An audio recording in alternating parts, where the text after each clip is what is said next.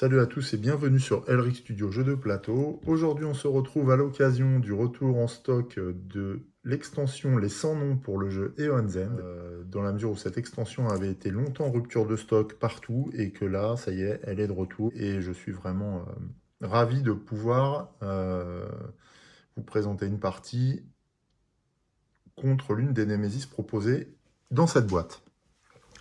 Justement, en préambule, donc les 100 noms contient deux Némésis, le Seigneur de la Désolation, Némésis de niveau 4, ainsi que l'Égaré, Némésis de niveau 7. Aujourd'hui, nous allons jouer contre le Seigneur de la Désolation. L'extension contient également un mage de la brèche, Malastar, qui est mentor. Le job de Malastar consiste en la formation des jeunes apprentis de la brèche, et son histoire dit que cette tâche lui apparaît ingrate puisque un certain nombre d'apprentis disparaissent alors même que leur formation n'est pas terminée, puisqu'ils sont amenés, pendant leur cursus, devrais-je dire, à rencontrer déjà des Némésis. Voilà, donc Malastar, un mage expérimenté, qui, on le verra,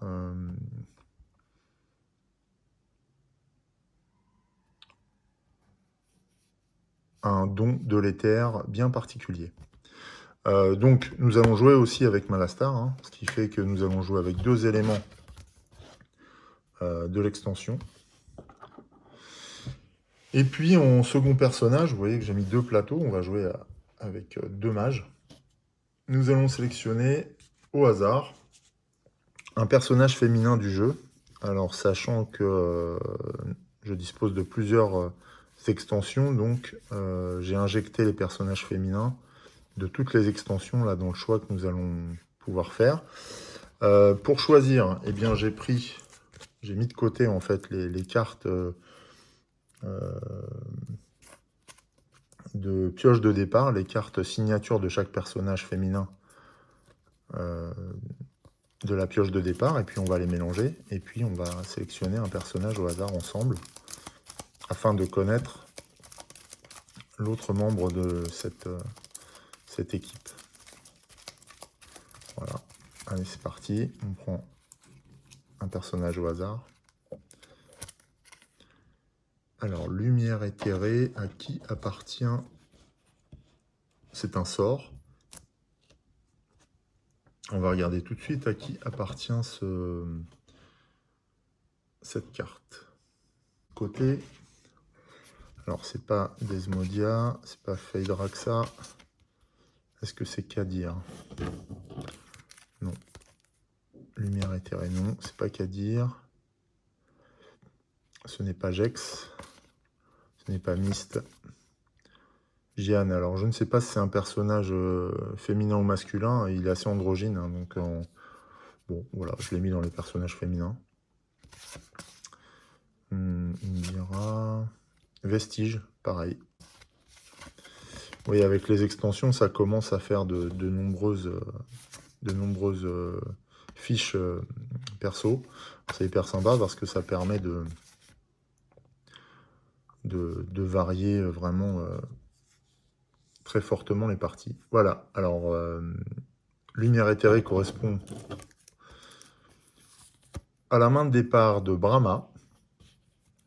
Donc on est bon. C'est une mage de la brèche ancienne. Voilà. Dans sa main de départ, elle a une lumière éthérée, 4 cristaux. Puis dans sa pioche de départ, 3 cristaux et 2 étincelles. Assez classique. Elle a comme pouvoir le siphon de bordure qui s'active durant la phase principale et qui permet à un joueur de gagner 4 vies. Mais ça peut être intéressant. On verra comment fonctionne le Seigneur de la Désolation, parce que je ne sais pas du tout. J'ai jamais rencontré cette Némésis. D'ailleurs, le Seigneur de la Désolation a sa propre piste annexe, qui est une piste de corruption et sur laquelle on va déplacer, en fonction de l'avancée de l'aventure, un pion Seigneur de Désolation qui va progresser comme ça. et donc qui va provoquer des effets à chaque étape, ce qu'on découvrira au fur et à mesure. Donc là, je vais rapidement mettre en place les mains et pioches de départ de chaque personnage, et puis je reviens tout de suite pour le marché. Au niveau mise en place, voilà, j'ai choisi de vous préparer les éléments pour la Némésis. Donc le Seigneur de la Désolation a un deck spécifique à lui, composé de gemmes, de 8 gemmes jade impur. Alors on va voir, il y a un certain nombre, en fonction du nombre de joueurs, on va vérifier ça au moment de prendre connaissance du fonctionnement de la Némésis. De manière classique, cette Némésis possède 9 cartes signature, 3 de niveau 1, 3 de niveau 2, 3 de niveau 3, que nous allons compléter avec des cartes Némésis de palier 1, 2, 3. On va prendre toutes les cartes de palier niveau 1, voilà, grâce à ces super intercalaires. Voilà, on va les mélanger sans même les regarder. Je vais dézoomer un petit peu. Alors, je ne connais pas les cartes signatures, hein. Je les ai simplement slivées sans lire, hein, sans en prendre connaissance, pour garder la surprise et les découvrir avec vous. Voilà, donc je crois que sur le premier palier, c'est 3. 1, 2, 3. Palier 1. Sur le palier 2, il restait... Non, c'était palier 3. Ça, c'est palier 1. C'est fait. Palier 2, je crois que c'est 5. 5 cartes. Voilà. Pareil, on mélange. 1, 2, 3, 4, 5. Et palier 3, de la même manière, mais là on va piocher cette carte. Voilà. Palier 3. Voilà, donc ça peut être une carte attaque, une carte pouvoir ou un acolyte. Hein, ça, on découvrira tout ça au fur et à mesure. Donc là, on a pioché les paquets pour la Némésis. On va tout mélanger. Donc là, les cartes de niveau 3.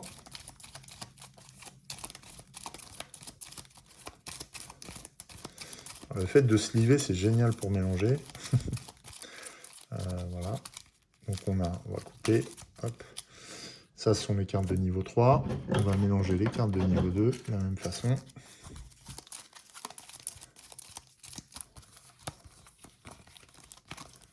Voilà.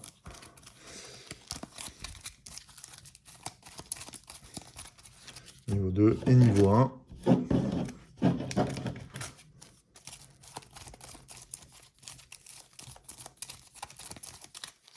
Beaucoup moins. C'est génial. Et voilà. Le deck Némésis est prêt. Évidemment, on a donc ces cartes, ces gemmes impures de jade impur ne sont pas mélangées. On les laisse à côté de la piste de corruption du Seigneur de la Désolation. Et puis on va regarder comment cette Némésis fonctionne. Alors, le Seigneur de la Désolation. Le Seigneur de la Désolation fut le premier des sans nom à toucher le sol du monde qui fut. D'un geste, la grande cité de Karek fut transformée en une montagne de cristal vert, ses habitants piégés à l'intérieur. Les villages côtiers de Hemblark furent les suivants à tomber, les eaux chaudes venant s'écraser contre les figures pétrifiées de ceux qui furent pris au dépourvu. Même la terre se transforme en verre sous ses pas, se brisant en des formes grossières et inutiles. L'ancien de la première tribu demanda à son peuple de lui faire une offrande, croyant qu'il s'agissait d'un messager divin des dieux qu'il vénérait. De ceux qui plièrent le genou devant lui, aucun ne fut épargné. C'est ainsi que l'on nomma Seigneur de la Désolation, car la ruine de notre peuple le suivit comme une sorte de peste sans merci. Bon. Alors, la mise en place consiste à quoi? À créer une réserve supplémentaire avec un nombre de jade impur égal au nombre de joueurs plus 4. Donc on a 2 mages. Donc on va prendre 6 cartes de jade impur. 1, 2, 3, 4, 5, 6. Voilà, j'avais déjà mis les autres de côté certainement. Ensuite, placez la piste de corruption à côté de ce plateau. Placez le jeton Seigneur de la Désolation sur la première case de la piste. Voilà qui est fait. On a un petit jeton là, fourni avec l'extension qu'on vient placer ici et qui progressera sur la piste. Bien. On va utiliser un petit socle de l'ordre de Veyel. Bien pratique. Et puis, on a déjà mis en place également la pioche de la main de départ de chaque personnage. Donc, Malastar, en pioche de départ, il a Immolation et 4 cristaux. On met là. On va lui mettre ses 10 blessures, ses 10 vies. Ici, voilà. Et Brahma, en pioche de départ, elle a 2 étincelles, 3 cristaux. Et en main de départ, elle a ce qu'on a vu tout à l'heure, lumière éthérée et 4 cristaux. Bon, voilà, on est déjà bien. On a mis ses 10 points de vie. On va voir à tirer au sort le joueur 1 et 2. On va prendre un des 10. De 1 à 5, ce sera Brahma. Et de 6 à 10, ce sera Malastar le premier. Donc de 1 à 5, c'est Brahma le premier. C'est 3. Donc Brahma sera le joueur numéro 1. Malastar le numéro 2. Ok. Ensuite, donc là, nos personnages sont prêts. Vous vous souvenez que dans ce jeu, on ne mélangera pas la défausse. On reportera simplement la défausse dans le deck, dans lequel on viendra ensuite piocher les cartes. Voilà, donc on peut tout à fait anticiper le tirage, à moins qu'un effet de carte nous oblige à le mélanger, bien sûr. Voilà, il nous reste une seule étape, c'est le marché. Alors, pour gagner du temps dans la vidéo, je vais utiliser ce que j'avais préparé en vue de cette partie. C'est-à-dire que j'avais tiré au sort un marché. Alors, où est-ce qu'il est? Est-ce que je l'ai dans le tirage au sort des... En fait, on a plusieurs marchés, je vais vous les sortir. Dans le tirage aléatoire, on a des cartes marchés, voilà. Et en fait, j'ai tiré au sort à l'aide d'un dé et je suis tombé sur le marché numéro 1. Donc le marché numéro 1, alors on n'est pas obligé de faire ça, on peut tout à fait composer les marchés comme on le souhaite, à l'aide de gemmes au choix. Moi là, j'ai randomisé le choix du marché, donc je suis tombé sur le choix du marché numéro 1. Et celui-ci dit de prendre une gemme d'une valeur strictement inférieure à 4 éthers de manière aléatoire, c'est ce que j'ai fait. Une gemme de valeur 4 de manière aléatoire. Choisir une gemme de n'importe quelle valeur, mais au choix, donc en la choisissant délibérément. On peut choisir également les reliques, 2 reliques, ce que j'ai fait. Et puis on tire au sort 4 sorts, 2 de niveau inférieur à 5 éthers, d'une valeur inférieure à 5 éthers, et 2 d'une valeur strictement supérieure à 5 éthers. Donc on a pris la pierre de douleur. Voilà. Donc c'est gagner 3 éthers ou infliger, ou gagner 2 éthers et infliger un dégât, valeur 6. On va les disposer. Comme seconde gemme, on a verre pyroplastique. Lorsque vous acquérez cette carte lors de votre tour, vous pouvez dépenser 2 éthers. Si vous le faites, un allié acquiert lui aussi un verre pyroplastique et le place au sommet de sa pioche. Gagner 2 éthers. C'est une gemme de valeur 3 qui va composer également notre marché. Nous avons tiré au sort les agrégats de diamants, donc d'une valeur 4. Agrégat de diamant, donc c'est gagner 2 éthers. Si c'est le second agrégat de diamant que vous jouez, à ce tour, gagnez 2 éthers de plus. Voilà. Ensuite, donc on a nos trois gemmes. Ensuite, nous avions 2 reliques au choix. Nous avons pris le marteau à fusion. Gagnez une charge, vous pouvez détruire une carte de votre main ou du dessus de la défausse de n'importe quel joueur, valeur 5. Alors ça, je teste, c'était dans l'extension, je n'ai jamais utilisé. Le bâton d'explosion, qui est de mes reliques préférées, vous pouvez lancer un sort que vous avez préparé ce tour-ci et infliger 2 dégâts supplémentaires avec ce sort. Donc voilà, c'est une relique assez offensive que j'aime bien. Donc d'une valeur 4. Ensuite, on passe au sort. Un sort de valeur 4 aussi, les tentacules de lave. Lorsque prépare à la fin de votre phase d'incantation, infligez un dégât. Et quand on lance ce sort, on inflige 3 dégâts. Voilà. Ensuite, alors on a 4 sorts dans ce marché. Pardon. Un sort de valeur 8, le brasier monstrueux. Ce sort doit être préparé sur 2 brèches adjacentes, de manière à ce qu'il touche les 2 brèches. Les 2 brèches sont occupées par ce sort. Lancez.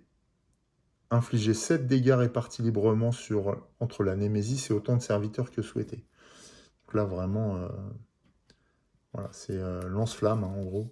Nous avons le conduit du néant, valeur 7. Donc là aussi, assez coûteux. Révélez une carte de votre main coûtant 2 éthers ou plus. Si vous le faites, infligez autant de dégâts que le nombre de cartes manquantes dans la pile de cette carte de la réserve. Puis un allié gagne une carte de cette pile. Ouh là là. Donc ça, c'est un peu spécial. J'ai jamais essayé non plus. Bon, ça va demander une certaine habileté dans son maniement, je pense. Je pense que ça va me poser problème surtout. Mais bon, on verra bien. C'est original en tout cas. Et puis on a Familier Imaginaire. Sort de niveau 3. Donc la plus simple. Lancer un Familier Imaginaire. Ça revient à infliger 2 dégâts. Et infliger un dégât supplémentaire pour chacun de vos autres sorts préparés. Voilà, un petit sort compagnon bien intéressant. Voilà le choix qui s'offre à nous dans le marché. Nous verrons si c'est propice à la victoire ou pas. Voilà, donc ça c'est vraiment des cartes que j'avais piochées en fonction du menu proposé par le marché numéro 1. Évidemment, on a le paquet ordre du tour qu'il va falloir mélanger. Voilà. Vous savez que c'est l'autre singularité de ce jeu, hein. C'est qu'on ne sait jamais qui joue et dans quel ordre. Et je crois que du coup nous sommes fin prêts à démarrer. Voilà. Alors, je crois que nous étions interrompus dans la lecture du fonctionnement de la Némésis. On avait lu la mise en place, son fluff, mais pas son fonctionnement. Alors, le Seigneur de la Désolation, quand il est déchaîné, un joueur gagne une jade impure. Ou un jade impur. Bon. Règle pour plus de difficulté, retirer 2 jades impurs de la réserve de départ. Nous, on est à 6, on va rester à 6. Règle supplémentaire. Lorsqu'un jade impur est détruit, replacez-le dans la réserve des jades impurs. Lorsqu'un joueur doit gagner un jade impur et que cette réserve est vide, ce joueur subit un dégât à la place. Au début de chaque tour de la Némésis, avant d'appliquer d'autres effets, comptez le nombre de jades impurs de la réserve. S'il n'y en a qu'un, avancez d'une case sur la piste de corruption. S'il n'y en a aucun, avancez de 2 cases sur la piste de corruption. Lorsqu'on avance sur la piste de corruption, l'effet indiqué sur chacune des cases sur lesquelles on avance est appliqué immédiatement. Alors, je n'ai pas lu, on les découvrira au fur et à mesure de la partie également. Voilà, ce qui est sûr, c'est que le chronomètre, c'est un peu 7 jades impurs. Et plus la quantité de jade impur réduit, plus il nous arrive de soucis, j'ai l'impression. Donc notre préoccupation, ça va être de préserver un petit peu cette... enfin, de faire en sorte que la jade impure ne soit pas trop répartie dans nos decks, en détruisant ces cartes. Alors ça tombe bien parce qu'on a pris Marteau en fusion comme relique, et Marteau en fusion permet de détruire des cartes soit de notre main, soit depuis le dessus de la défausse de n'importe quel joueur. Et c'est vrai que je l'ai choisi délibérément, et qu'en plus c'était une carte de l'extension. C'est vérifiable, hein, parce que les cartes des sans noms, en fait, il y a un petit N devant le numéro. Bon, allez, c'est parti, on va attaquer. Qui commence? Eh bien, nous allons dévoiler la première carte ordre du tour. Eh bien, c'est le joueur numéro 1, c'est Brahma qui joue. Ok. Alors, Brahma. Donc elle, siphon de bordure, c'est s'active durant votre phase principale. Un joueur gagne 4 vies, c'est pas mal, ça va nous permettre de résister un petit peu. Alors, notre main de départ. On a 4 cristaux. Moi, je serais tenté tout de suite de faire un petit marché. 4 cristaux, ça nous permet tout de suite de prendre un bâton d'explosion si on veut, ou un familier imaginaire. On peut prendre une tentacule de lave aussi, un agrégat de diamant ou un verre pyroplastique.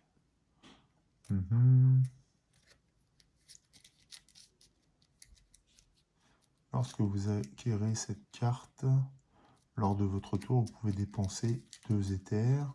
Si vous le faites, un allié acquiert lui aussi un verre pyroplastique. Gagnez 2 éthers. Ouais, c'est pas mal. Alors j'hésite, mais bon. La Brahma, elle a des étincelles. Et elle a lumière éthérée qui vaut à peu près une étincelle aussi. Et qui permet de gagner un éther quand on le défausse. Non, quand on le lance. Bon, on va prendre le verre pyroplastique. Alors mais non, c'est 3 plus 2. On n'a que 4. C'est pas bon. On va prendre un agrégat de diamant. Donc dans ces cas-là, quand on achète, on place tout de suite la carte qu'on vient d'acquérir dans la défausse. On a dépensé 4 éthers, on les pose également dans la défausse. Voilà. Il nous reste lumière éthérée qu'on va préparer sur notre brèche. Et le tour de Brahma s'achève. Comme ça. Ah oui, alors je ne vous avais pas montré, mais Brahma donc, a 4 brèches. Hein. Une brèche ouverte, la brèche 2, position vers le bas, la brèche 3 à droite et la brèche 4 à gauche.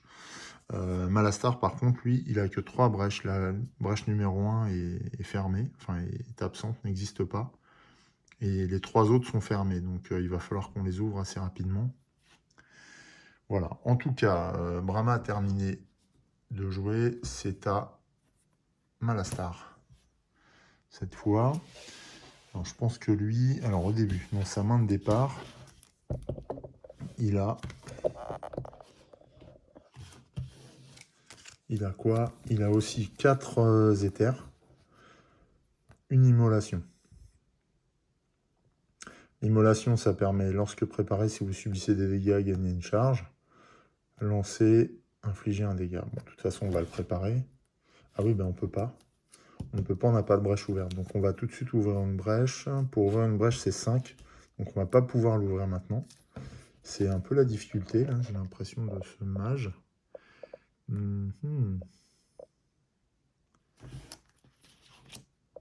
Et son don, c'est don de l'éther. S'active durant votre phase principale. Gagnez un sort de n'importe quelle pile de la réserve. Vous pouvez préparer ce sort sur une brèche ouverte de n'importe quel joueur. Ah oui, d'accord. Comme on forme les autres mages, on peut invoquer des sorts sur leur propre brèche. C'est pas mal. C'est pour ça qu'il a moins de brèches. On va stabiliser une brèche ici pour 2 éthers. Voilà, on stabilise. Du coup, on peut y préparer un sort qu'on lancera au prochain coup. Et puis, avec 2 autres cristals, on va acheter une charge. Voilà. On prend une charge et on la prépare. Je le fais dès maintenant parce qu'il lui faut 6 charges pour activer son pouvoir. Donc on défausse tous les cristaux de la main.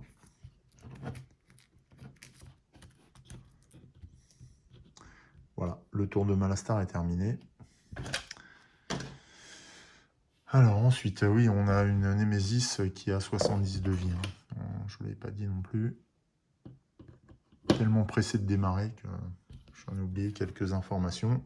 Et justement, c'est à la Némésis de jouer. Donc là, un démarrage plutôt équilibré. Alors, la Némésis joue. Vous savez comment ça se passe. On pioche une carte et on voit ce qui se passe. C'est une carte de base de niveau 1. Nuit sans fin. C'est un pouvoir. Pouvoir 3. Grévold subit 2 dégâts pour chaque sort préparé par le joueur ayant le plus grand nombre de sorts préparés. Ok, donc c'est un pouvoir 3. On va mettre ça sur le côté. On va mettre les cartes de la Némésis activées sur un côté pour pouvoir suivre. Et donc on a 3 pions de puissance dessus, 3 jetons de puissance dessus.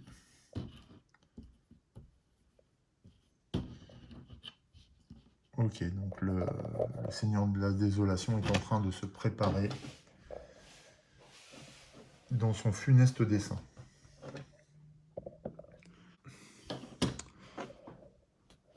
Ensuite, qui joue?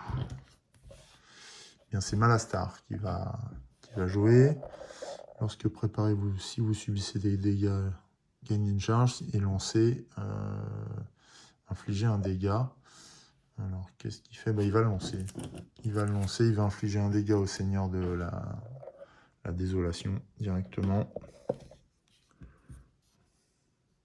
Voilà, qui passe à 69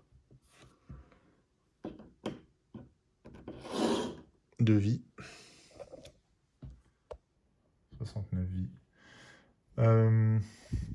Et puis, donc on pioche, j'ai oublié de piocher ces cartes. Alors Malastar, comme pioche de départ, il a 5 cristaux, hein, c'est pas compliqué. Et lui, ce qu'il va faire, il va acheter un verre pyroplastique, puisqu'avec 5 cristaux, alors c'est ça ou un marteau, gagner une charge.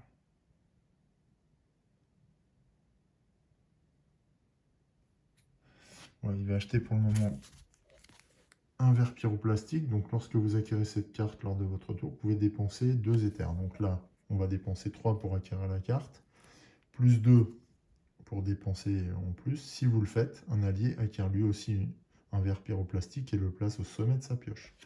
C'est ce qu'on va faire. Au sommet de sa pioche, on va mettre ce verre pyroplastique. Sauf que on aurait dû reconstituer la main de Brahma tout de suite. Voilà, donc le verre pyroplastique va venir ici. Et on prend aussi un verre pyroplastique dans notre défausse. Et on défausse les 5 cristaux de Malastar. Voilà. Le tour de Malastar est terminé. On pioche une nouvelle carte ordre du tour. Et c'est la Némésis qui joue. On y va, attention. Alors, oui, avant ça, la nuit sans fin perd un pion à un jeton puissance. Et donc la nouvelle carte, c'est une attaque vitrifiée. Ah bah oui, j'allais dire ça va bien avec le Seigneur de la Désolation, mais c'est bien une carte signature de niveau 1. Et donc cette attaque fait que les joueurs gagnent collectivement 2 jades impurs et les placent dans leurs mains. Donc là, on va prendre une jade impure chacun. Dans leurs mains en plus. Donc, ici pour Brahma et ici pour Malastar. Donc 2 sur 6. Je n'ai pas reconstitué la main de Malastar, ce que je vais faire immédiatement. C'était 5 cartes. 1, 2, 3, 4, 5. Alors les jades impures, qu'est-ce qu'elles font? Gagner 2 éthers, subissez un dégât ou dépenser 2 éthers pour détruire cette carte. Si vous le faites, si vous détruisez cette carte par un autre moyen, Subissez un dégât. On a ça dans notre main. Et ça limite notre main également si on s'en débarrasse pas, quoi, si on la joue pas. Donc ouais, ça va être particulier, très très particulier. Voilà, l'attaque vitrifiée est terminée. On la défausse. Voilà.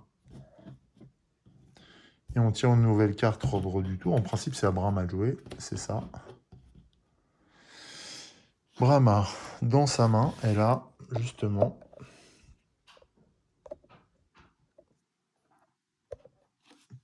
alors elle a une jade impure, 2 étincelles et 2 cristaux. 3 cristaux. Donc moi je pense qu'elle va dépenser 2 cristaux, enfin 2 éthers pour se débarrasser pour détruire jade impure. On est au début de la partie. Bon, en même temps, ça nous ralentit dans le développement de notre personnage, enfin de nos capacités. Avant ça, oui, alors que va faire Brahma? Elle a une lumière éthérée qui est prête à être lancée. Elle l'envoie. Elle l'invoque. Et elle touche le Seigneur de la Désolation, qui est amené à 68. À ce rythme-là, on en a pour un moment. Elle gagne un éther. Et dans sa main, elle a 1, 2, 3 éthers potentiels, plus un 4, et avec un potentiel de 2 autres éthers, mais en échange de subir un dégât avec la jade impure. Ce qui amènera à 6 éthers. Avec 6 éthers, on peut prendre une pierre de douleur.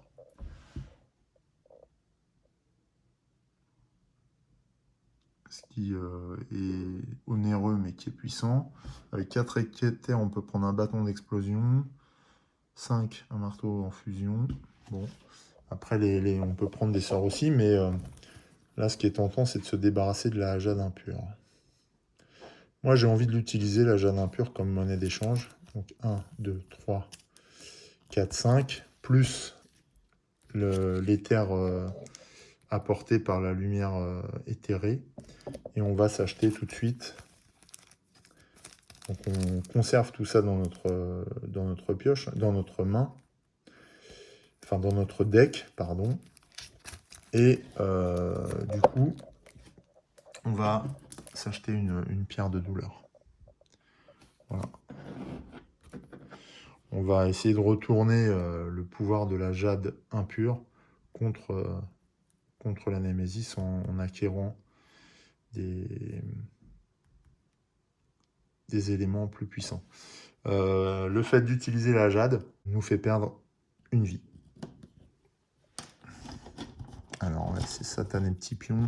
C'est vraiment pas ce que je préfère dans le jeu. Mais par contre, visuellement, c'est pas mal.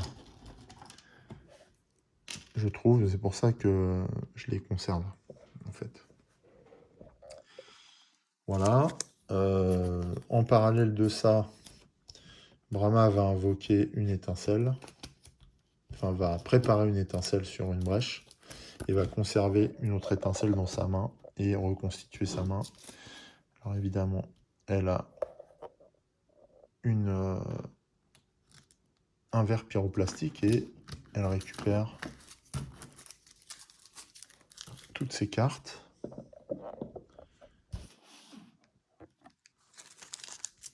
Voilà. Et donc là, on avait 2 cartes. Donc on en pioche encore 3.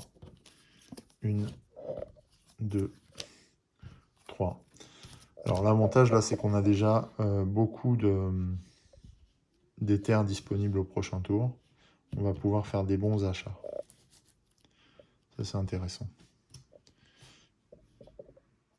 Voilà pour Brahma. Le deck hors du tour étant épuisé, on remélange. C'est pas ce que je préfère faire parce qu'à chaque fois, je ne sais pas à quoi m'attendre d'une part. Et puis bon, je tire ce que je préfère. La Némésis d'abord, pas d'abord. Bon, j'aime bien que la Némésis joue pas en premier, quoi. En fait, c'est ça. Voilà, donc je mélange bien. Allez, c'est parti, on va voir. Et c'est Brahma qui joue encore une fois. Donc Brahma, ben, elle vient de piocher tout ça, donc elle a beaucoup de potentiel. Elle a 1, 2 en éther, 3, 4 en éther, et puis 5, 6 grâce au verre pyroplastique. Donc elle a encore 6. On peut prendre une pierre de douleur, on va le faire tout de suite. La pierre de douleur permet, voilà, une pierre de douleur permet d'infliger des dégâts aussi en dépensant des éthers. Ce qui est quand même intéressant. J'ai oublié la phase d'invocation, donc on lance l'étincelle. Alors on a le droit de placer en fait les cartes dans l'ordre qu'on veut quand on les défausse. Je vais mettre l'étincelle en premier, pour l'instant en tout cas. La pierre de douleur tout de suite après. Voilà. Pour les retrouver le plus rapidement possible. Vu que j'ai lancé une étincelle, je touche la Némésis. Et lui inflige un dégât. Il me reste une étincelle dans les mains que je prépare sur ma brèche ouverte. Et c'est tout pour l'instant. Pour Brahma. Son tour est terminé. Ensuite, c'est à Malastar de jouer. Malastar, il a aussi une jade impure.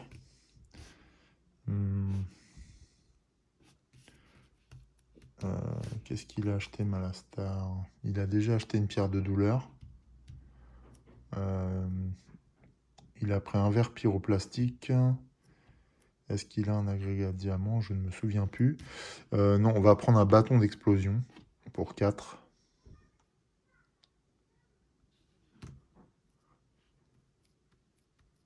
Ah non, on va prendre un marteau en fusion qui coûte 5. Donc on utilise le jade impur. Donc on va subir un dégât. Ce qui fait 2, 3, 4, 5.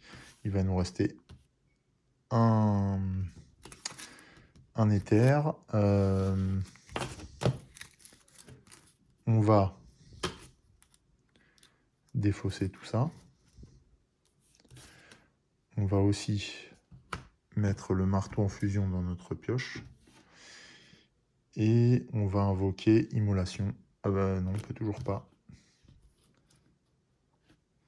Ah non, on va conserver Immolation et un cristal. Et puis on va reconstituer notre main. Donc on a verre pyroplastique. Un autre éther. 1, 2, 3, 4, 5. Voilà. On a reconstitué notre main. Et le tour de Malastar est terminé. Ok. C'est un tour de préparatif. Voyons ce qui se passe maintenant. C'est la Némésis qui joue. Enfin, qui agit. Alors, la Némésis, avant d'invoquer cette carte, il y a Nuit sans fin qui s'effectue et perd un pion de puissance, perd un jeton de puissance. Et donc, là, c'est un serviteur qui arrive, une fileuse hurlante. Là aussi que je trouve assez raccord avec le Seigneur de la Désolation, hein, espèce de arachnidé, là. Et donc, voilà, elle a un effet durable qui fait qu'un joueur subit 2 dégâts, donc il va falloir l'éliminer assez rapidement. 5 vies. Donc, voilà, dans l'ordre d'apparition des cartes. C'est une carte de niveau 1 de base. Bien. La Némésis rameute ses troupes maintenant.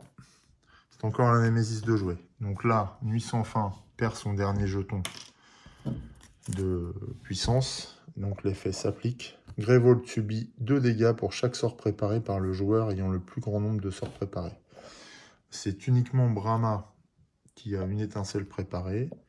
Et cette étincelle va coûter à Grévold 2 dégâts. Donc Grévold passe de 30 à 28. C'est pas très cher, mais mine de rien, ça peut vite, rapidement provoquer la chute de Grévold. Il va falloir faire attention. Bon là, cette carte, on la défausse, on ne la rencontrera plus. C'est l'avantage. Donc là, Nuit sans fin vient de s'opérer et la fileuse hurlante inflige 2 dégâts à un joueur. On va les infliger à Malastar. On va préserver Brahma qui peut soigner. Malastar subit 2 dégâts. Et donc est ramené à 8 points de vie au lieu de 10. Voilà. Alors, on peut mettre un petit socle à la fileuse hurlante histoire de mieux profiter du spectacle. Voilà ce qu'on va faire. C'est pas mal. Voilà. Fileuse hurlante, acolyte. Évidente en fait, un petit peu du Seigneur de la Désolation, c'est vrai. Ok, la Némésis a fait ses 2 tours. Maintenant, c'est à nos mages de jouer. Alors, c'est Brahma qui joue. Brahma, il faudrait... Alors, elle n'avait pas reconstitué sa main. Ça, c'est bien dommage.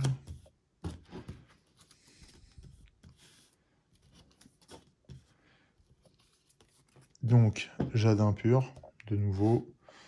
Lumière éthérée, de nouveau. Et des cristaux. Avant ça, on va faire la phase invocation. Elle lance son étincelle sur la fileuse hurlante à qui elle inflige un dégât. Je vais mettre des petits pions dégâts un petit peu différents. J'en ai. Plus facile à attraper. Voilà, j'ai des petits cubes rouges que j'ai récupérés dans Pandémie, je crois. Et hop, voilà. La fileuse hurlante subit un dégât. On va mettre ça de côté. Ça va nous servir, j'espère.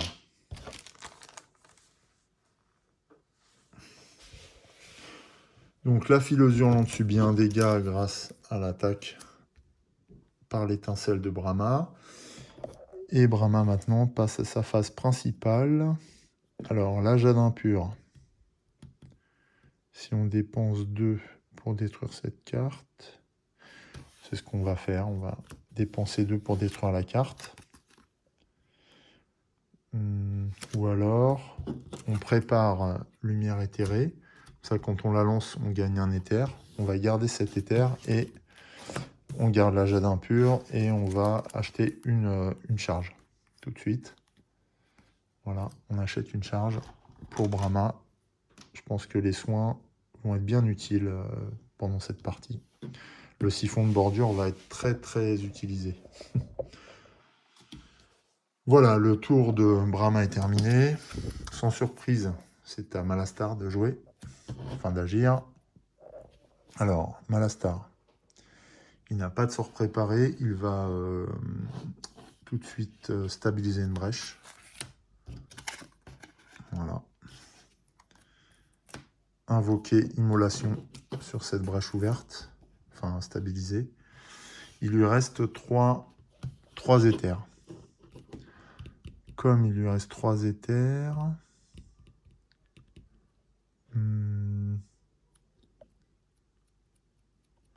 Avec 3 éthers, il peut prendre un familier imaginaire. C'est ce qu'il va faire. Un familier imaginaire permet d'infliger 2 dégâts, infliger un dégât supplémentaire pour chacun des autres sorts préparés. Voilà, donc c'est un petit combo qui permet quand même de renforcer un petit peu les sorts. C'est pas génial, mais c'est toujours ça de prix. Et voilà le tour de Malastar terminé. Nous allons remélanger carte ordre du tour. Voilà. Je n'ai toujours pas envie que la Némésis démarre. Voilà, allez, on va recouper. Hop. C'est bon. Récapitulons et essayons de réfléchir. Donc là, pour le moment, le Seigneur de la Désolation à 67. On a la fileuse hurlante avec lui qui est déjà blessée, à qui il reste encore 4 vies. Qu'il va falloir éliminer parce qu'elle inflige rapidement des dégâts. Pour le moment, il ne s'est pas déchaîné. Il n'a pas eu ce genre de pouvoir. Ah, par contre, on a détruit une jade. Pas. Non, pas encore. Lorsqu'un jade impur est détruit, remplacez-le dans la réserve des jades impurs. Voilà. Lorsqu'un joueur doit gagner un jade impur et que la réserve est vide, non, pour le moment non. Au début de chaque tour de la Némésis, avant d'appliquer d'autres effets, comptez le nombre de jades impurs dans la réserve. S'il n'y en a qu'un, avancez d'une case. D'accord, bon là il y en a 5.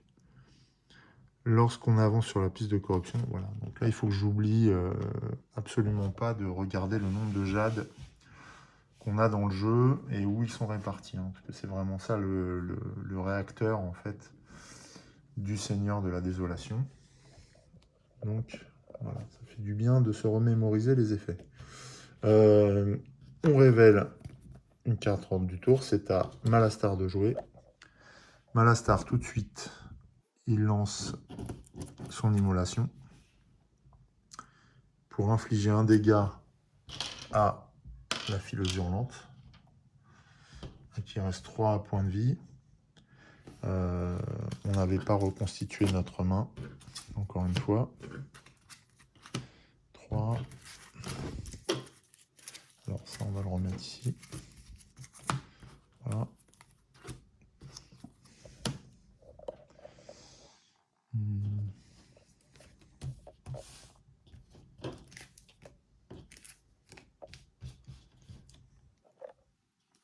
Donc, Malastar a de nouveau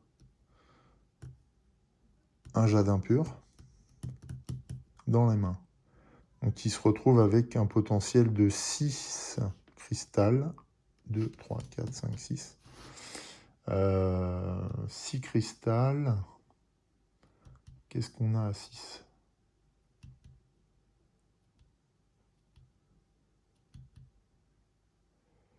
On a la pierre de douleur.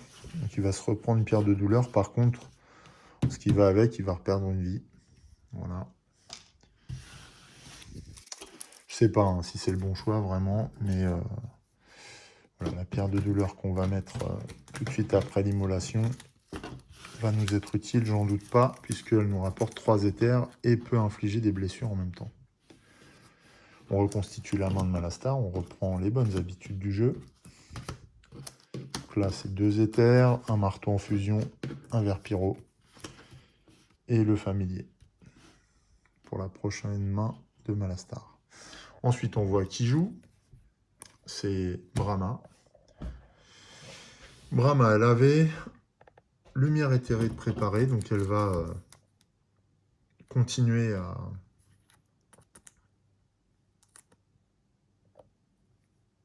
viser la fileuse hurlante,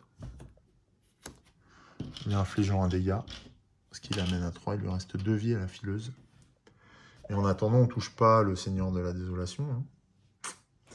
Bon.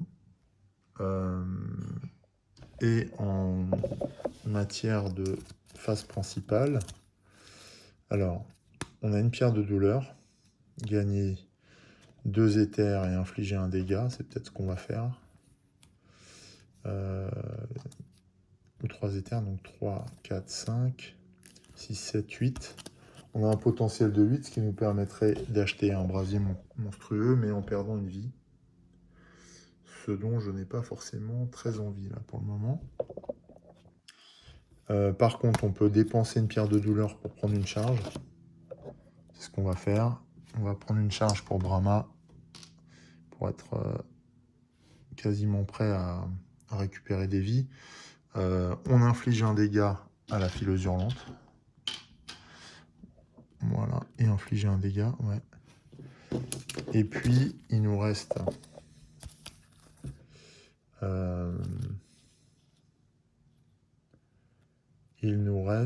un jade impur. On va dépenser 2 cristaux pour la détruire et ainsi la remettre dans la réserve. C'est ça, hein, quand on la détruit, lorsqu'un jade impur est détruit, replacez-le dans la réserve des jades impurs. C'est ça. Et du coup, il nous reste un cristal dans notre main. La main, la pioche de Brahma est épuisée. On la reconstitue sans mélanger, toujours. Voilà, et on reprend 5 cartes en tout. Voilà, donc là, on voit que on commence à avoir le bénéfice de nos achats. C'est intéressant. On a pas mal quand même. On a 3, 5, 6, 7. On va pouvoir acheter des sorts plus puissants. En attendant, le tour de Brahma est terminé. Ah, c'est à Malastar de rejouer. Et Malastar, qu'a-t-il donc de prêt? Il peut dépenser un verre pyroplastique pour enfin ouvrir une brèche. Il ne va pas s'en priver. Voilà, il ouvre sa brèche numéro 2, sur laquelle il prépare son familier imaginaire. Voilà. Il va dépenser son marteau pour gagner une charge. Vous pouvez mettre une carte de votre main. Il va détruire un cristal. Ah bah non. Ou de la défausse de n'importe quelle... La défausse. Ah mince, ah ouais, alors j'ai pas de jade. Ah oui, ça va être utile ça, ouais, j'avais oublié. Bon, là on va prendre une charge quand même, mais ça nous servira à éliminer une jade. On va prendre une charge. Là, j'ai pas utilisé le bon timing. C'est pas grave. Il nous reste deux éthers. On va également les dépenser pour s'acheter une charge supplémentaire. Voilà, que l'on prépare également. Voilà, le tour de Malastar est terminé. Je pense pas que avoir optimisé là pour le coup. Mais bon, on bénéficiera de l'expérience après. Attention, c'est à l'Némésis, rien de vraiment étonnant. On pioche une carte. Et c'est un pouvoir. Saignement statique. Pouvoir de puissance 3, donc il ne s'applique pas encore. On va prendre 3 jetons, 3 tokens de pouvoir. Et on voit, le joueur ayant le plus grand nombre de sorts préparés subit 2 dégâts par sort préparé. Ouh, ah oui, ça commence. Voilà, on est toujours sur du niveau 1 pourtant. Hein. Ce qu'on a oublié, c'est d'appliquer l'effet de la fileuse hurlante au passage, qui n'est pas éliminé. Et elle inflige 2 dégâts à un joueur. Donc c'est encore Malastar qui prend. Là, il va falloir que Brahma le soigne assez rapidement. Parce que ça va devenir problématique. Il lui reste 5 vies. Voilà, le tour de la Némésis est terminé. Enfin, celui-ci. On repioche une carte tour et c'est encore la Némésis. Donc la mauvaise nouvelle, c'est que la fileuse hurlante inflige 2 dégâts de nouveau à un joueur. Et cette fois, c'est Brahma qui les subit.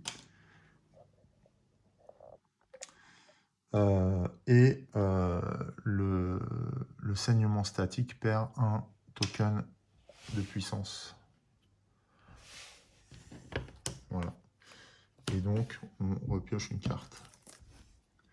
C'est un nouveau serviteur qui arrive. C'est une carte signature également. C'est un cracheur de pointe durable. Révolte subit 2 dégâts. Un joueur gagne un jade impur et le place au-dessus de sa pioche. Ouais, donc là, un serviteur vraiment raccord avec son maître. Qui va dans le même sens que lui. Et va pas nous faciliter la tâche. Je vais également mettre un support pour le saignement statique. Ce qui fait qu'on aura toute la file des pouvoirs et des cartes du deck de la Némésis face à nous. Bon, ça va être en même temps que visuel, plus impressionnant. Voilà. Voilà l'état des lieux. Donc là, le cracheur de pointe ne fait rien ce tour-ci, mais il est prêt à attaquer. Et puis, dernier tour, c'est à Brahma de jouer. Elle va... Alors, elle a tout ça dans les mains. Elle va préparer une étincelle déjà sur sa brèche ouverte. Et elle a un potentiel de 1, 4, 5, 6, 7 éthers. Elle va en dépenser 2 tout de suite pour acquérir une charge. Voilà. Elle va en dépenser 2 autres pour acquérir une autre charge et infliger un dégât à la Némésis. Non, à la fileuse hurlante. Ce qui fait que la fileuse est éliminée. parce que là, sinon, on va continuer à prendre. Et il lui reste un agrégat diamant avec deux éthers. Avec 2 éthers, elle reprend une charge. Voilà, ce qui fait qu'elle va pouvoir tout de suite les dépenser, puisqu'on est encore dans la phase principale, pour soigner Malastar. Ce qu'elle fait immédiatement. Elle rend 4 points de vie à Malastar. 1, 2, 3, 4. Voilà, il passe de 5 à 9. Ce qui nous permet de souffler. Voilà, pour le moment, le démarrage me paraît assez calme. On voit que c'est une Némésis qui a besoin de temps. Hein. On voit, il paraît assez lourd d'ailleurs sur la photo. Par contre, je pense qu'une fois qu'il nous tombe dessus, on risque de le sentir passer. Donc il est bien de continuer à se préparer, de profiter de cette inertie, on va dire, relative, hein, bien sûr, pour renforcer nos personnages avant le tournant, en fait, hein, le tournant dans le pouvoir. Le premier ne devrait pas tarder parce qu'on a déjà défaussé 1, 2, 3 cartes de niveau 1 et il y en a 6. Donc, même plus que 3 puisqu'on a ces deux-là. Donc, 3 et 2, 5. Il doit rester une carte de niveau 1 dans le deck de la Némésis. Donc, le tournant va pas tarder à avoir lieu puisqu'on va passer à des pouvoir de niveau 2 pour le Seigneur de la Désolation. Et je pense que là, tout va changer. Son inertie va se transformer en puissance. Et sa puissance en terreur pour nous et Grevold. Le deck d'ordre du tour, le paquet ordre du tour est épuisé. On remélange. Voilà, ce jeu tourne, il n'y a rien à dire. Il est d'une fluidité imparable. Moi, j'adore ce jeu parce que une fois qu'on est lancé, après, l'aventure prend le pas sur tout le reste. On n'a même pas besoin de penser aux règles, tant la routine nous guide à chaque tour et nous permet d'agir en plus de manière assez libre. Alors voilà. Que va-t-il se passer? Eh bien voilà, la tension remonte tout de suite. C'est la Némésis qui joue. Saignement statique perd un pion de puissance. L'échéance s'approche et le cracheur de pointe rentre en action. Grevold subit 2 dégâts. Un joueur gagne un jade impur et le place au-dessus de sa pioche. Grevold subit 2 dégâts. Nous passons de 28 à 26. Le travail de sap continue. Et un joueur gagne un jade et le place au-dessus de sa pioche. Le marteau, il permet de déglinguer une carte dans notre main ou au-dessus de la défausse de n'importe quel joueur. Ouais, donc, dans notre main. Je me demande si, d'ailleurs, Malastar n'a pas déjà un jade impur, donc c'est Brahma qui va le prendre. Brahma qui a-t-elle reconstitué sa main? J'avais pas terminé de défausser ses cartes et j'avais pas reconstitué sa main. Mais du coup, la jade impure va venir s'adjoindre à sa main.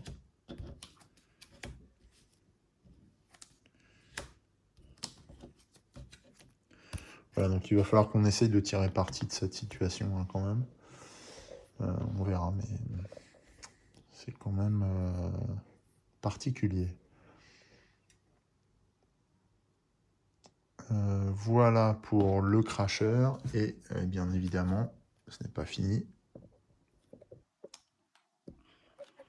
Le Seigneur de la Désolation fait montre de son pouvoir viril grimpant. Et là, c'est un pouvoir avec un puissance 3. Pour défausser, il faut dépenser 7 éthers. Un joueur gagne un jade impur et le place dans sa main avancé d'une case sur la piste de corruption. Ah oui, donc là ça y est. Non, c'est un niveau 1 pourtant. Par contre, c'est une carte signature. Et là, on avancerait sur la piste de la désolation. Il n'y a rien sur la première case, mais ça veut dire que ensuite, on a un premier effet dévastateur. En fait, ce sont les pas du Seigneur de la Désolation. C'est ce qu'on disait à chaque pas, en fait. Il emmène avec lui la désolation, ben, c'est ça. Ouais, il va falloir qu'on défausse ce pouvoir-là, parce qu'il est redoutable. Donc, on va mettre ça à la suite. Voilà, qui est fait. On met 3 pions, 3 jetons de pouvoir devant. On a un petit répit, mais ça peut aller très vite, hein, si la Némésis rejaune notamment.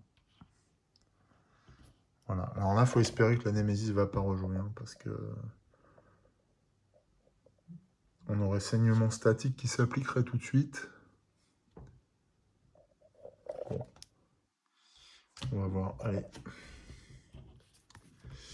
Non, c'est à Brahma de jouer justement. Alors Brahma, elle va lancer son étincelle sur le cracheur de pointe, que je trouve assez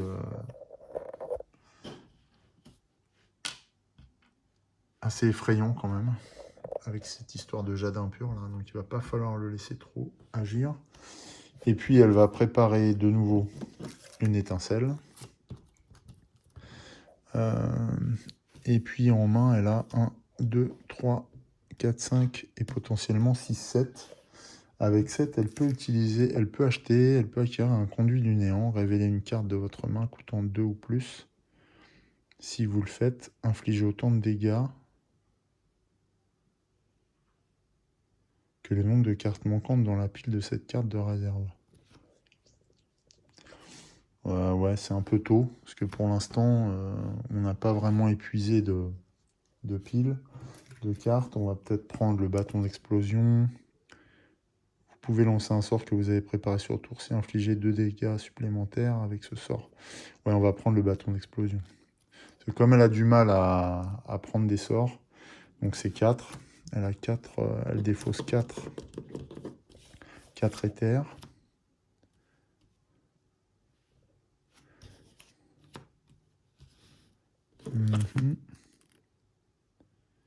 Et elle va garder le jade impur dans sa main, avec un autre cristal. Complète sa main.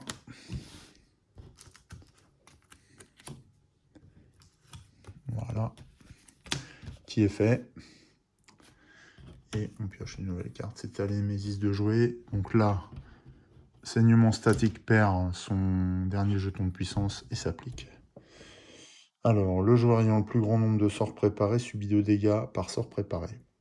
Eh bien, on est à égalité. Donc, on choisit dans ce cas-là. Et donc, c'est Malastar qui va perdre 2 vies. Ce qui le ramène à 7. On défausse cette carte. Voilà. Donc, nos 2 mages ont 7 en points de vie. Ensuite, le cracheur de pointe. Lui, Grévold subit 2 dégâts. Et un joueur va piocher une jade d'impur. Donc, Grévold arrive à 24. 2 points de structure.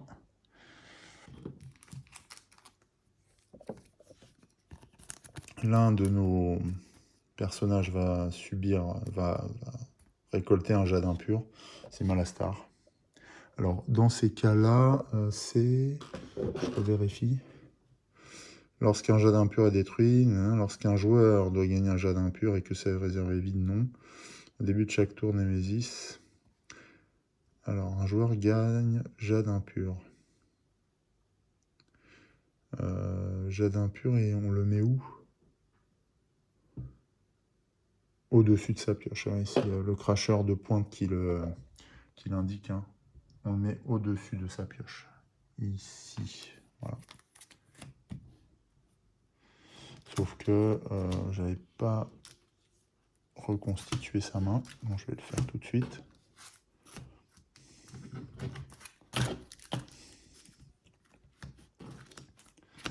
Voilà. Voilà. Et du coup, la jade impure vient ici, au-dessus de sa pioche. C'est fait. Donc ça, c'était pour le crasher. Ensuite, virée de grimpant perd un token de puissance. Et le Seigneur de la Désolation a une nouvelle action, Soleil Apothique. Donc c'est un pouvoir de puissance 2. Pour le défausser, il faut dépenser 7 éthers.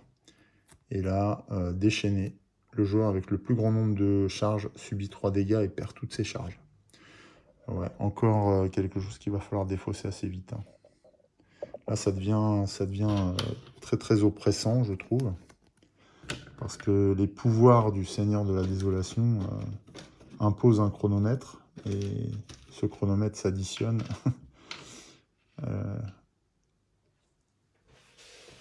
à chaque fois qu'un pouvoir apparaît. Donc c'est compliqué. Voilà. Pour le tour de la Némésis, c'est bon. C'est à Malastar de jouer. Alors j'aimerais bien qu'il défausse un des deux là.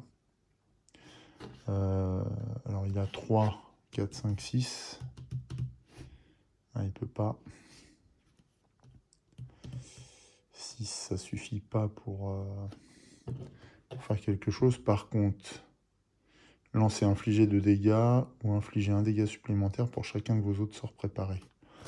Alors ce qu'on va faire, c'est qu'on va... Oui, mais non. On est dans notre phase... On est dans notre phase incantation. Ouais, donc on va lancer le familier imaginaire, infliger 2 dégâts, et on va infliger 2 dégâts au cracheur de pointe. Voilà. Tout de suite. Ensuite, on va utiliser une pierre de douleur pour 2 éthers et infliger 1 dégât, toujours au cracheur de pointe. Voilà, et on va prendre une charge.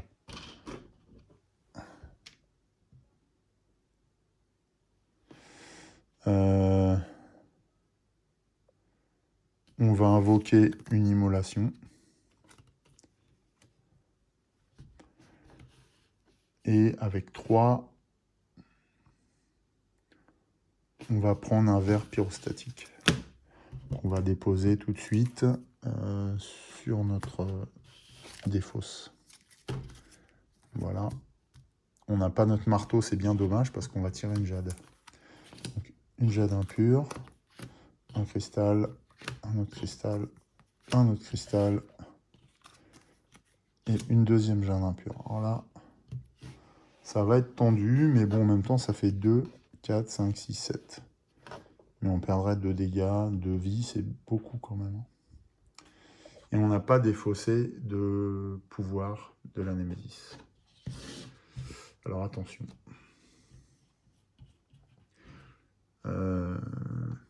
Ouais, là, on a atteint le niveau 2 des cartes du deck, on le sent. On le sent.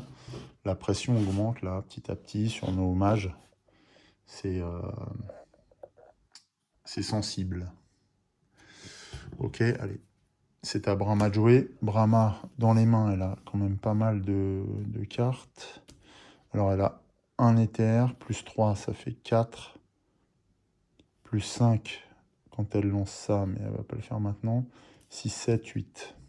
Donc, elle a 7 éthers, ce qui va lui coûter un dégât en utilisant la jade impure quand même.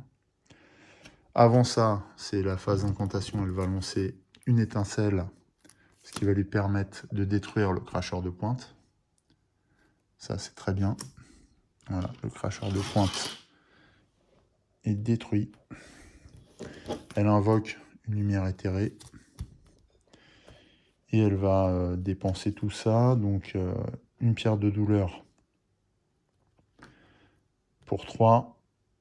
Plus 4, plus 1, 4, 5. Et 6, 7, elle va subir un dégât. Mais de cette manière, elle va neutraliser un des pouvoirs du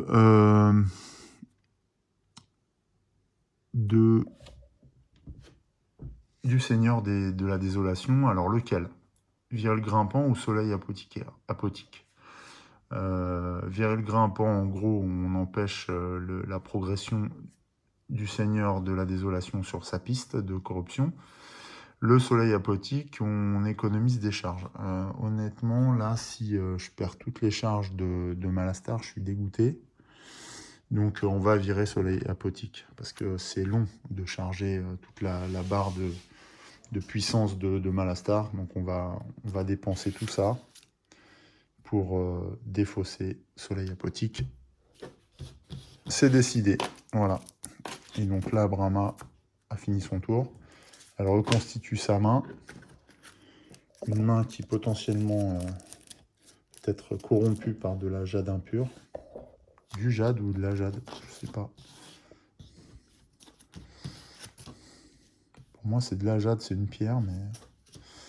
Alors, 1, 2, 3, 4, et encore un, 5. On prend que des cristaux, ce qui peut être utile hein, dans le turn order si on a la possibilité de virer le virer de grimpant. Surtout que je crois que la Némésis a déjà joué ses 2 tours. Donc, bon, peut-être une chance de faire quelque chose. Ici, Malastar, lui, va pas pouvoir dépenser de l'éther pour contrer le pouvoir virer de grimpant, parce que ça lui coûterait 2 points de vie, ce qui est beaucoup trop. Il va dépenser 2. Alors, on est en phase d'incantation déjà. Donc, il va lancer son immolation sur le Seigneur de la Désolation, qui se prend un dégât dans le museau. Voilà, ça l'amène à 66.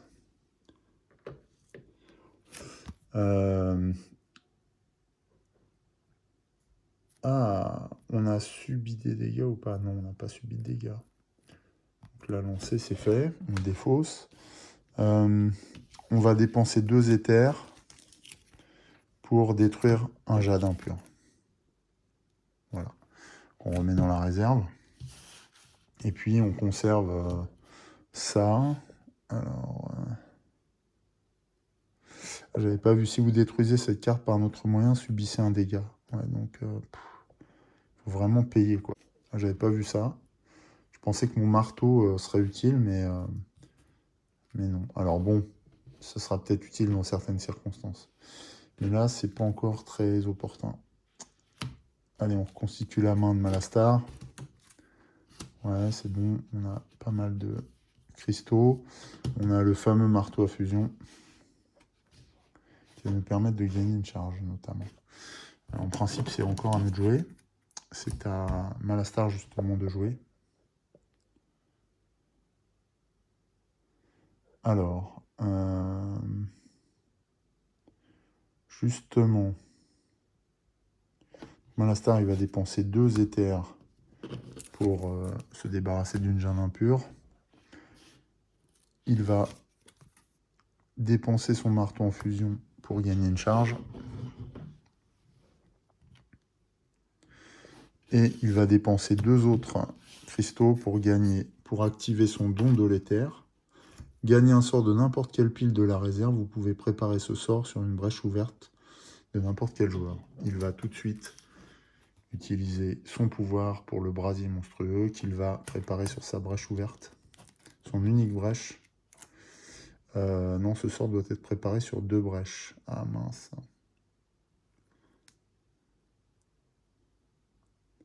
Ah. Ah ça par contre c'est pas génial. Et conduit du néant, révélez une carte de votre main coûtant 2 ou plus.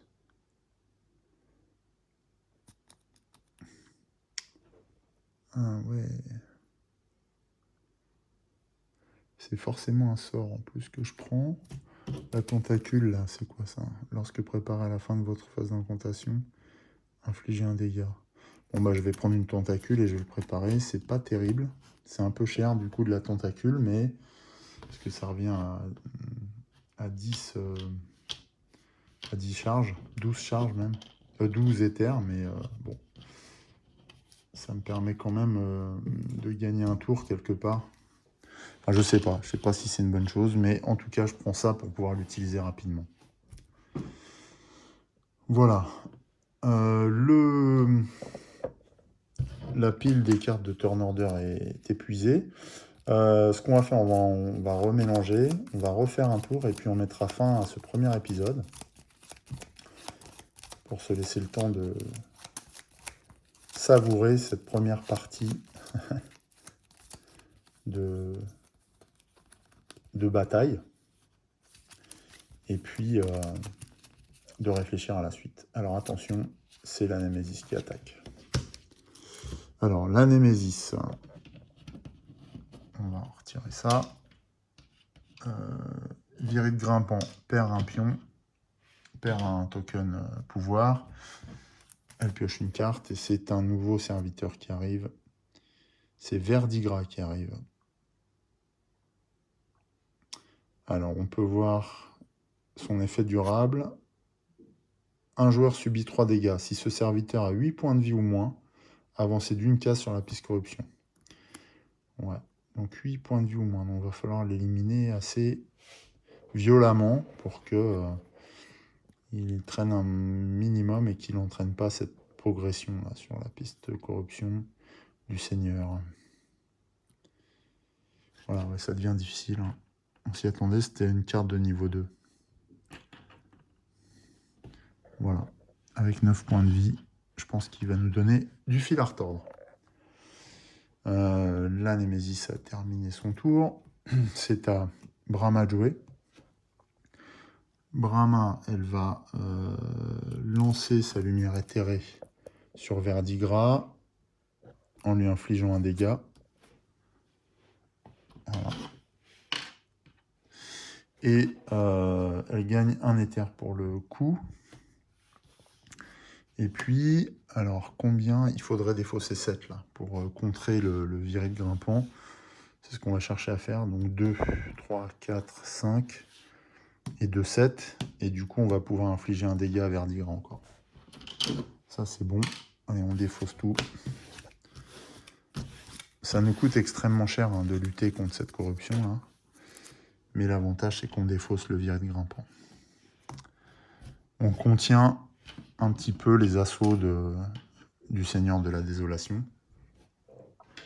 Et il va certainement resserrer son étau petit à petit là, avec sa pince de cristaux sur notre cou, sur notre nuque. Et bon, je suis pas sûr qu'on résiste jusqu'au bout, mais on essaye. Voilà, le tour de Brahma est terminé. Elle reconstitue sa main. C'est une étincelle, un bâton d'explosion, un cristal, un verre pyroplastique et un autre cristal. Voilà, on va reconstituer la main de Malastar pendant qu'on y est, avant de tirer une nouvelle carte d'ordre du tour.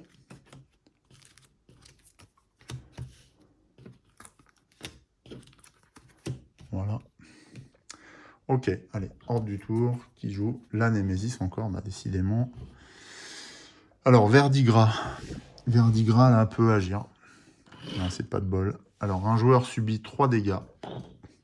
Direct. Donc, c'est Malastar qui va subir 3 dégâts. Donc, ça le ramène à 4 points de vie uniquement. Il faut absolument que Brahma lance un siphon des bordures, mais le prépare avant tout. Voilà. Et si ce serviteur a 8 points de vie ou moins, non. Avancer sur la case. Heureusement, il n'a pas de point de vie, donc le seigneur n'avance pas sur son chemin de corruption. Voilà, bon, ça a quand même coûté 3 points de vie à Malastar, hein, l'affaire. Verdigras, c'est fait. Il faut qu'on tire une carte quand même. Ouf. Et c'est un autre serviteur qui arrive. Et c'est le cautériseur. Alors là, vous savez que le cautériseur, c'est une carte de base. Et en fait, les dégâts de ce serviteur sont réduits à 1, ce qui fait qu'il a 3 dégâts, mais qui sont extrêmement longs à infliger. Et un joueur subit autant de dégâts que la vie actuelle du serviteur. Donc en plus, il va focaliser nos attaques, ce qui n'est pas vraiment pour nous aider à tenir bon face à la la corruption grandissante autour de Greyvold. Voilà. Ça risque d'être un couple, un duo assez infernal, hein, que ces deux-là.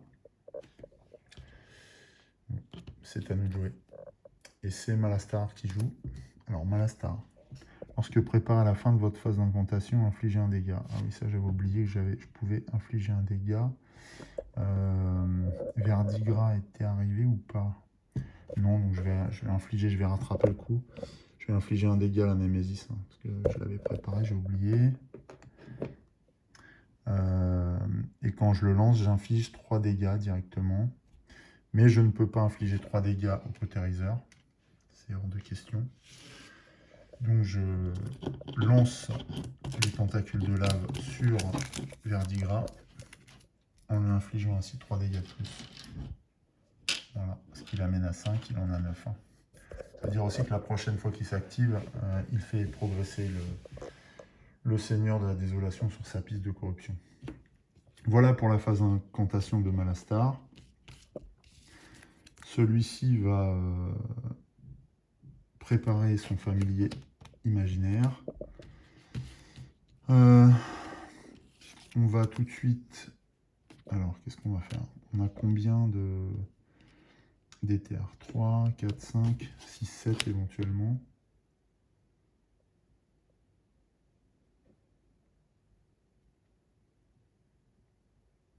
On va prendre un bâton d'explosion.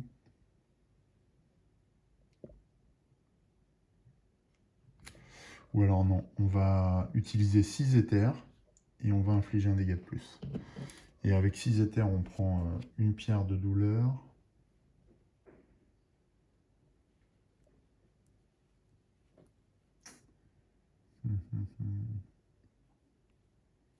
On va faire ça, une pierre de douleur.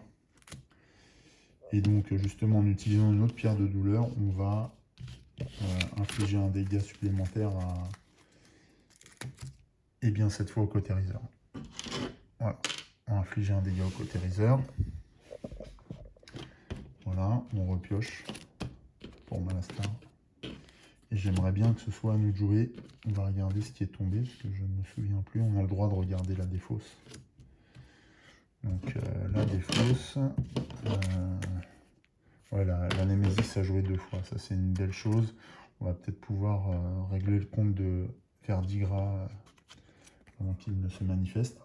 C'est à Brahma de jouer. Brahma, elle prépare une étincelle.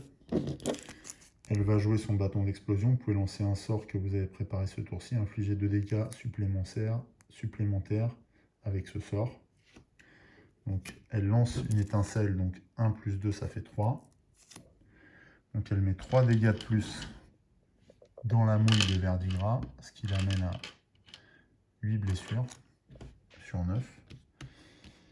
Et elle va dépenser 4 éthers pour prendre 2 charges. Voilà. Essayons de tenir pour soigner notamment Malastar. On reconstitue sa main. Étincelle, cristal, cristal, pierre de douleur et jade impur. Voilà, on bascule son deck dans la pioche. Et le tour de Brahma est terminé. C'est à Malastar de jouer. Malastar, il va... qu'est-ce qu'il va faire? Il va lancer son famille imaginaire contre Verdigra qu'il détruit. Voilà, parce qu'elle avait 8 plus 2, 10. Verdigra est détruite. Il reste le cautériseur, touché mais néanmoins présent. Malastar prépare une immolation sur sa brèche ouverte. Et avec 4 cristals, il va acquérir un bâton d'explosion. Voilà.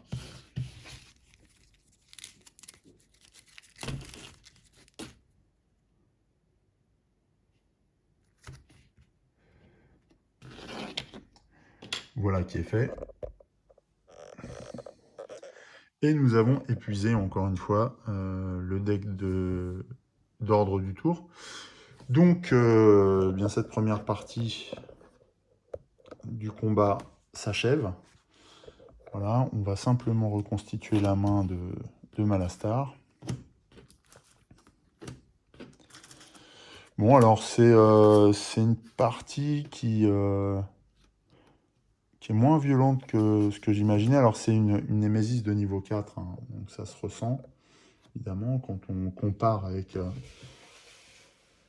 des ennemis beaucoup plus puissants. C'est vrai que c'est pas la même accélération, hein, les pouvoirs montent de manière beaucoup plus échelonnée, ce qui nous permet quand même de nous préparer. Après, on patauge un peu, je trouve, en matière de préparation. Là, le marché est quand même particulier. Et puis, on est très, très ralenti par les jades. Ouais, c'est pas mal. Voilà, maintenant, il y a une espèce de lourdeur comme ça, moite, qui s'installe dans la partie. On sent qu'il faut tenir et que c'est un peu laborieux. Mais voilà, les tours s'enchaînent et puis on n'a pas le temps de s'ennuyer comme d'habitude. Voilà, bon, le côté Razer là m'embête. J'aimerais bien lui régler son compte rapidement. Je ne sais pas si on pourra, hein, là, vu ce qu'on a dans les mains. Alors les étincelles sont bien utiles face à lui et les pierres les pierres également, puisque en fait ce sont deux phases séparées. Donc si on lance une étincelle après l'avoir préparée dans la phase d'incantation et qu'ensuite dans la phase principale on utilise une pierre de douleur, là dans un seul tour on peut éliminer le côté Razer, c'est l'avantage.